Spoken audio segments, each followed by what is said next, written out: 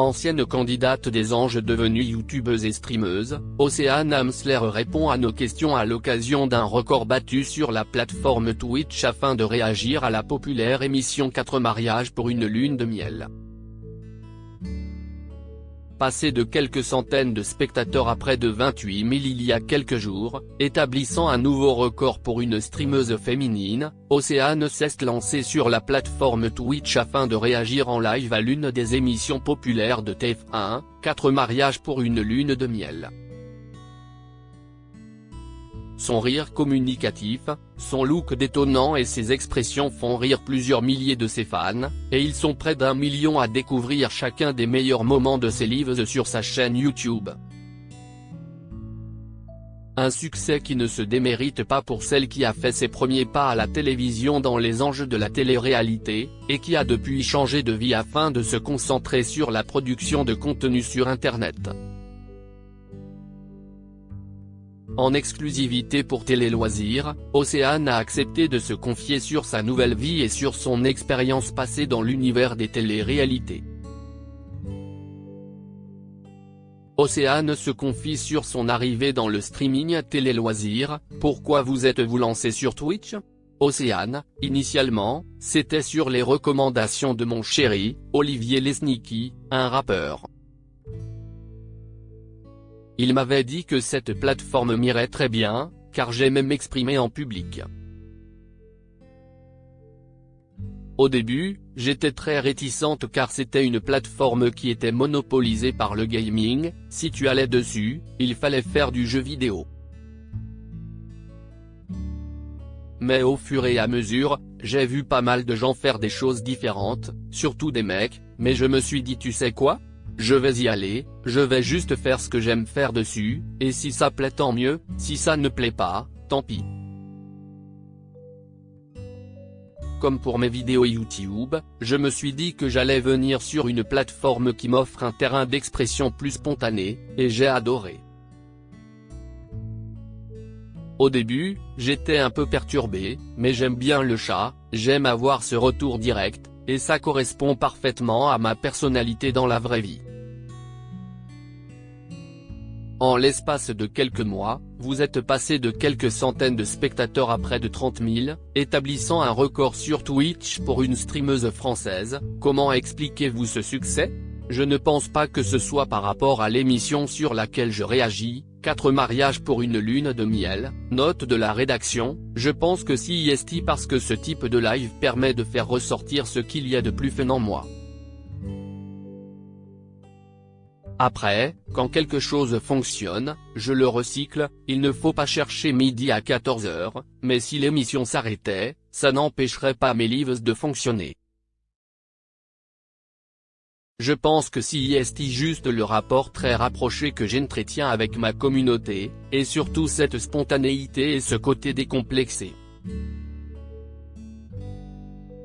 J'ai vraiment entrepris Twitch en me disant qu'il fallait que je sois moi-même, contrairement à avant où je voulais toujours être politiquement correct en me bridant. Sur Twitch, je vais m'adresser aux gens qui me ressemblent. Moi, ma communauté, je l'ai ramenée sur Twitch, ce sont ceux de YouTube et d'Instagram, ce sont des milliers de personnes qui se sont créés un compte pour moi, et c'est un truc de fou. Je suis trop contente. Est-ce que de nouvelles personnes vous ont découverte à l'occasion de votre arrivée sur Twitch? Oui, je le vois dans les stats, et je trouve que c'est génial. Il y a véritable engouement qui est en train de se créer chez pas mal de gens, et surtout chez des filles. Il y a toujours eu des streameuses sur Twitch, mais elles faisaient du contenu que des hommes faisaient déjà la plupart du temps. Elles n'osent pas. Moi, j'ai décidé d'exister dans un paysage masculin avec un contenu plutôt orienté very girly, je m'habille comme une petse, rire. Avant, tu te ramenais sur Twitch avec ce look, tu te faisais insulter. Il y a des streamers misogynes. Océane réagit sur les critiques reçues lorsqu'elle a débarqué sur Twitch. Appréhendiez-vous la communauté Twitch? Oui, j'avais de l'appréhension.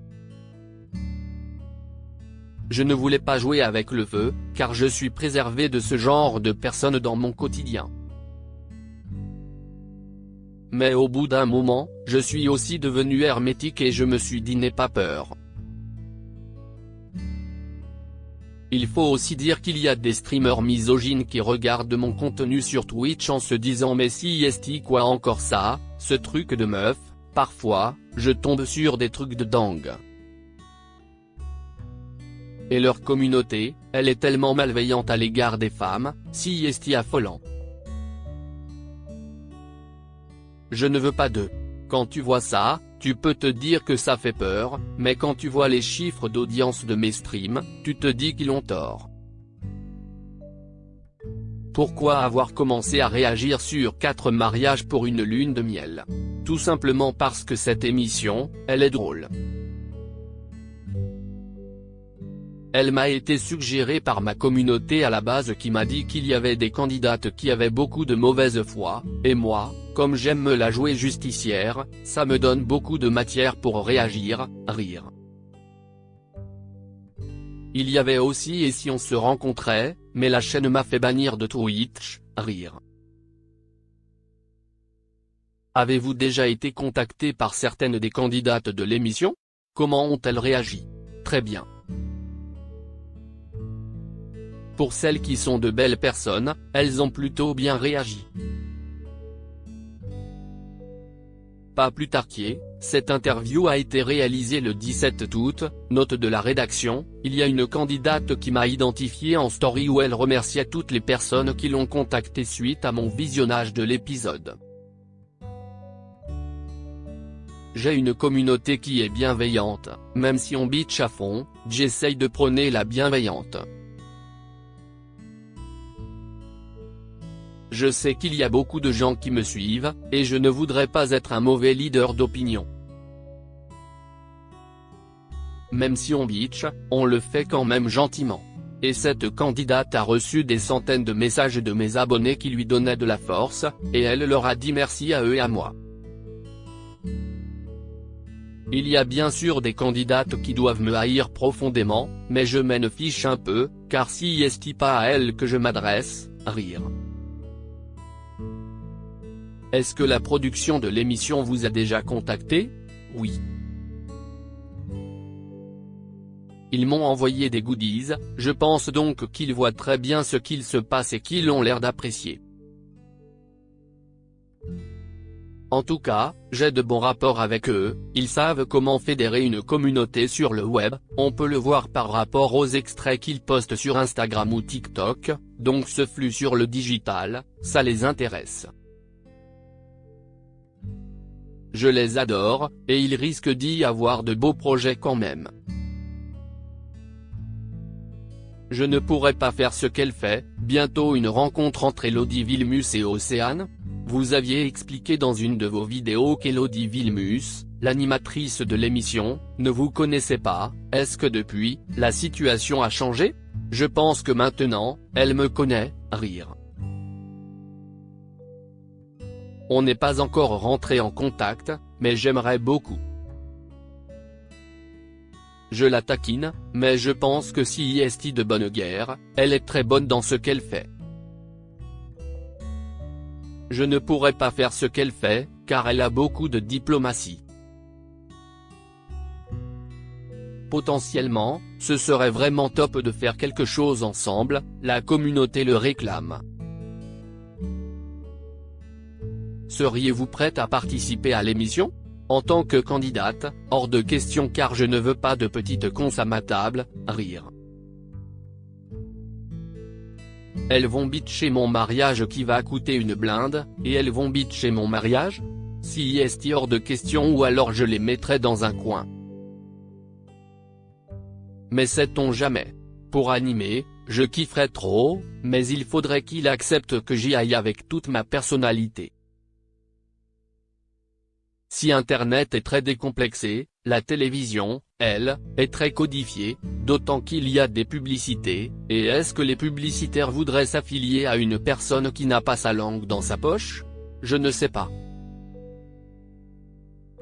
Durant vos streams, on voit beaucoup Olivier Lesniki, votre petit copain rappeur, est-ce que vous en profitez pour lui envoyer quelques signaux sur le mariage de vos rêves?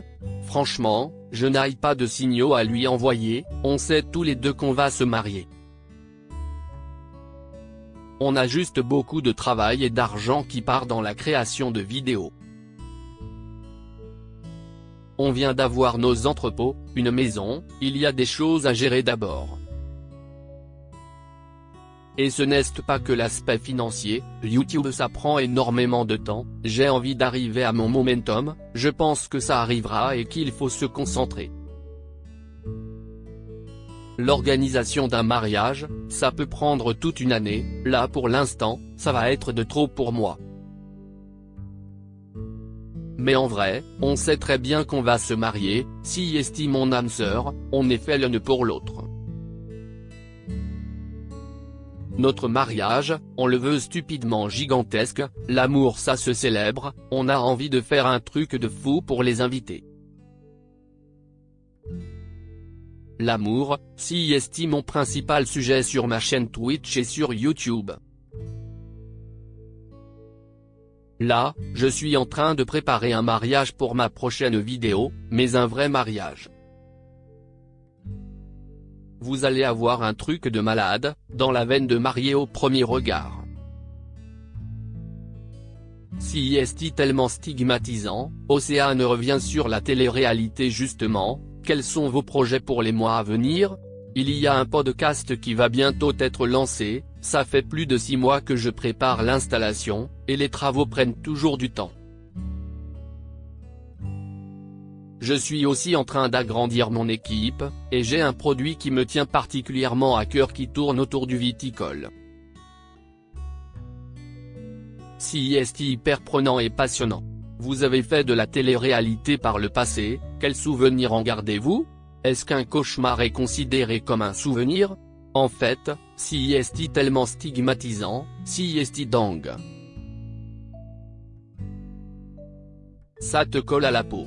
Si est comme si tu étais avocat aujourd'hui, et que par le passé, tu avais fait un petit boulot et qu'on te rappelait sans cesse ce que tu faisais par le passé. Si est une étiquette qui te colle et pourtant, je n'ai rien à voir avec ça. Quand j'étais dans Les Anges, les gens se demandaient ce que je faisais là. Aujourd'hui, je suis juste hyper heureuse et reconnaissante de produire ce contenu. Si est tellement passionnant, et il y a beaucoup de choses à proposer dans la bienveillance au lieu de prôner le négatif. La télé-réalité fait partie de mes directions artistiques, mais davantage les programmes américains car je n'ai toujours été consommatrice. Dans mes vidéos et projets, on retrouve des petites teintes de Love is Blind par exemple. En soi, la télé-réalité, si est cool, si est juste la façon dont ça a été abordé en France qui aujourd'hui est désuète.